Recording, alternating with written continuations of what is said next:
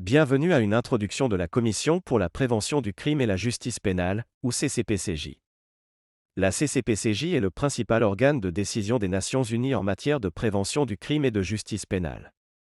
Elle propose une action internationale contre la criminalité. Par exemple, elle a récemment adopté des mesures contre la traite des personnes et le trafic de migrants, les crimes contre l'environnement, la contrebande de marchandises commerciales, l'exploitation sexuelle des enfants et les abus sexuels en ligne. Elle propose également des moyens de prévenir plus efficacement la criminalité et de rendre les systèmes de justice pénale du monde entier plus équitables et efficaces. La CCPCJ a été créée en 1992 par le Conseil économique et social des Nations Unies, ou ECOSOC, et compte 40 États qui sont élus par l'ECOSOC pour un mandat de 3 ans. La Commission se réunit 2 fois par an au Centre international de Vienne. La session ordinaire a lieu au cours du premier semestre de l'année, généralement en mai, et dure 5 jours. La session reprise de 2 jours se tient à la fin de l'année. La Commission sert également d'organe préparatoire au Congrès des Nations Unies pour la prévention du crime et la justice pénale, qui se tient tous les 5 ans depuis 1955. Les congrès rassemblent des décideurs politiques et des praticiens, ainsi que des parlementaires, des experts individuels du monde universitaire et des représentants de la société civile. Ils ont préparé le terrain et conduit à l'établissement de normes internationales et à l'élaboration de politiques au sein de la CCPCJ. Le 14e congrès sur la criminalité s'est tenu du 7 au 12 mars 2021 à Kyoto, au Japon. Dans les circonstances de la pandémie de Covid-19, le congrès a été le premier événement majeur des Nations Unies organisé dans un format hybride.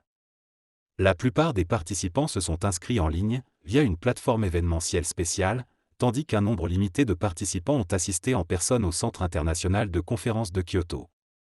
Le congrès a rassemblé plus de 5000 participants du monde entier. 152 États membres étaient représentés au congrès, ainsi que 114 organisations non gouvernementales, 37 organisations intergouvernementales, 600 experts individuels et plusieurs entités et instituts des Nations Unies. Lors du congrès, les États membres ont adopté la déclaration de Kyoto. Les gouvernements se sont mis d'accord sur des actions concrètes. Je voudrais maintenant vous donner quelques exemples des engagements que les États ont pris dans la déclaration de Kyoto. Parmi de nombreux autres points. Les États ont convenu d'élaborer des stratégies de prévention de la criminalité qui s'attaquent aux causes profondes et aux facteurs de risque qui rendent la société vulnérable à la criminalité. Ils ont convenu de mesures visant à priver les criminels et les organisations criminelles de tout gain illicite. Les États se sont engagés à protéger les droits des victimes de la criminalité, à réduire la récidive et à promouvoir un environnement propice à la réinsertion dans les établissements pénitentiaires et dans les communautés, et de plus, ils ont convenu de mesures de coopération internationale spécifiques pour lutter contre les formes nouvelles, émergentes et évolutives de criminalité, telles que la traite des personnes, le trafic de migrants, le trafic d'armes à feu, la violence contre les enfants, les crimes contre l'environnement, le trafic de biens médicaux falsifiés et de biens culturels, et la cybercriminalité. De 2021 à 2024, la Commission pour la prévention du crime et la justice pénale organisera des discussions thématiques intercessions pour assurer un suivi efficace de la déclaration de Kyoto. La CCPCJ ne travaille pas seulement sur la prévention du crime et la justice pénale en tant que telle, mais vise également à contribuer au développement durable dans un sens plus large.